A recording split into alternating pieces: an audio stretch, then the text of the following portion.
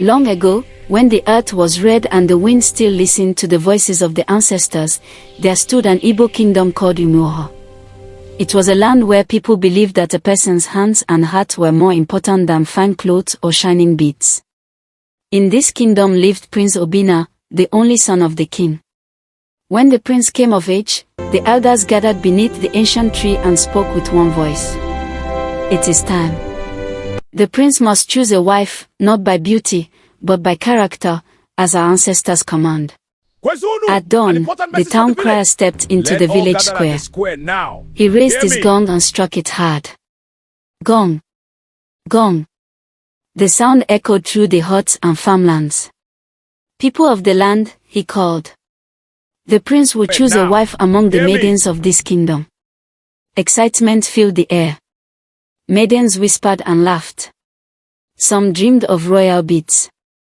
Some imagined themselves walking into the palace as queen.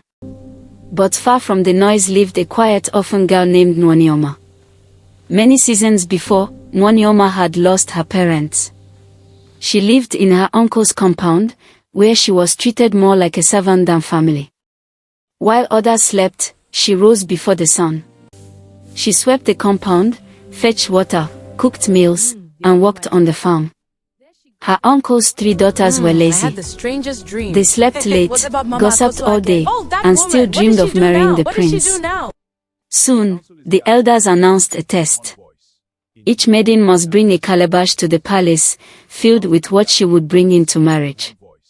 The lazy daughters filled their calabashes with beads, mirrors, and sweet-smelling perfume. Nwanioma had no riches. She filled her calabash with yam seedlings, palm kernels, and healing herbs, the things she knew could grow, feed, and heal a home. On her way to the palace, she met an old woman who had fallen by the roadside. Though time was short, Nwanioma stopped. She helped the woman up and shared her food. The old woman smiled, her eyes deep and knowing. At the palace, the maidens stood proudly. Some laughed at Nwanioma's simple clothes. One by one, the calabashes were opened. The beads and perfumes quickly rotted and turned foul. Then Nwanioma's calabash was opened.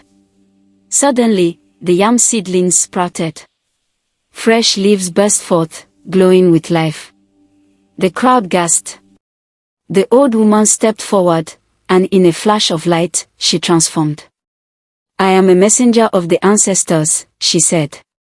"This child carries life in her hands and